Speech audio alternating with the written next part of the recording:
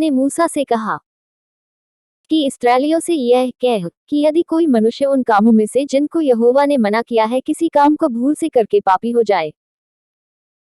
और यदि अभिषिक्त याजक ऐसा पाप करे जिससे प्रजा दोषी ठहरे, तो अपने पाप के कारण वह एक निर्दोष बछड़ा यहोवा को पाप बलि करके चढ़ाए,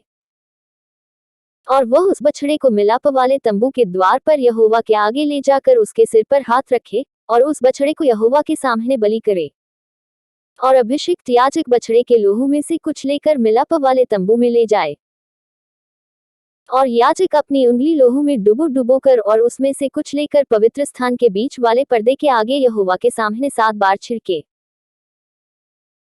और याजक उस लोहू में से कुछ और लेकर सुगंधित धूप की वेदी के सींगों पर जो मिलाप वाले तंबू में है यहोवा के सामने लगाए, फिर बछड़े के सब लोहू को वेदी के पाए पर जो मिलाप वाले तंबू के द्वार पर है उंडेल दे। फिर वह पाप बलि के बछड़े की सब चर्बी को उससे अलग करे, अर्थात जिस चर्बी से अंतड़ियां ढपी रहती है और जितनी चर्बी उनमें लिपटी रहती है,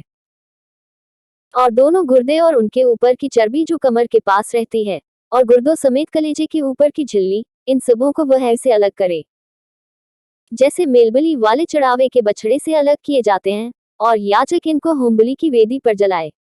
और उस बछड़े की खाल, पांव, सिर, अंतड़ियां, गोबर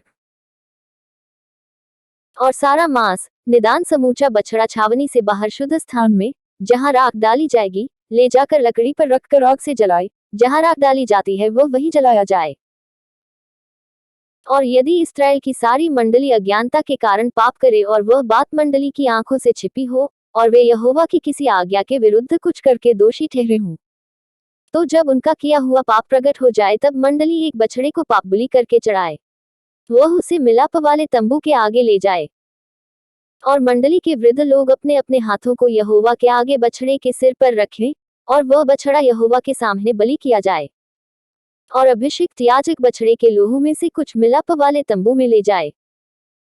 और याजक अपनी उंगली लोहू में डुबो कर उसे बीच वाले पर्दे के आगे 7 बार यहोवा के सामने छिड़के, और उसी लोहू में से वेदी के सींगों पर जो यहोवा के आगे मिलाप वाले तंबू में है लगाए, और बचा हुआ सब लोहू होमबलि की वेदी के पाए पर जो मिलाप वाले तंबू के द्वार पर है उंडेल दे, और वह बछड़े की कुल चर्बी निकाल कर वेदी पर जलाए, और जैसे पाप बलि के बछड़े से किया था वैसे ही इससे भी करे। इस भांति याजक इस्राएलियों के लिए प्रायश्चित करे, तब उनका पाप क्षमा किया जाएगा, और वह बछड़े को छावनी से बाहर ले जाकर उसी भांति जलाए जैसे पहले बछड़े को जलाया था, यह तो मंडली के निमित्त पाप बलि ठहरेगा। जब कोई प्रधान पुरुष पाप करके, अर्थात अपने परमेश्वर यहोवा की किसी आज्ञा के विरुद्ध भूल से कुछ करके दोषी हो जाए,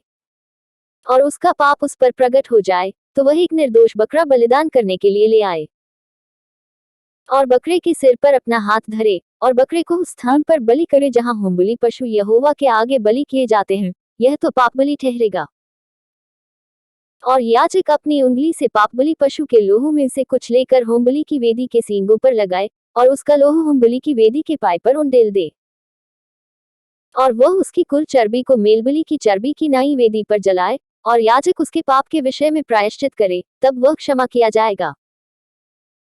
और यदि साधारण लोगों में से कोई अज्ञानता से पाप करे, अर्थात कोई ऐसा काम जिसे यहोवा ने मना किया हो करके दोषी हो, और उसका वह पाप उस पर प्रकट हो जाए, तो वह उस पाप के कारण एक निर्दोष बकरी बलिदान के लिए ले आए, और वह अपना हाथ पाप बलि पशु के सिर पर रखे, और होमबलि के स्थान पर पाप बलि पशु का बलिदान करे,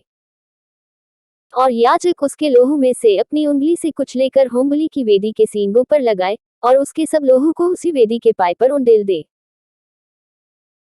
और वह उसकी सब चर्बी को मेलबलिपशु की चर्बी की नहीं अलग करे, तब याजक उसको वेदी पर यहोवा के निमित्त सुखदायक सुगंध के लिए जलाए, और इस प्रकार याजक उसके लिए प्रायश्चित करे, तब उसे क्षमा मिलेगी।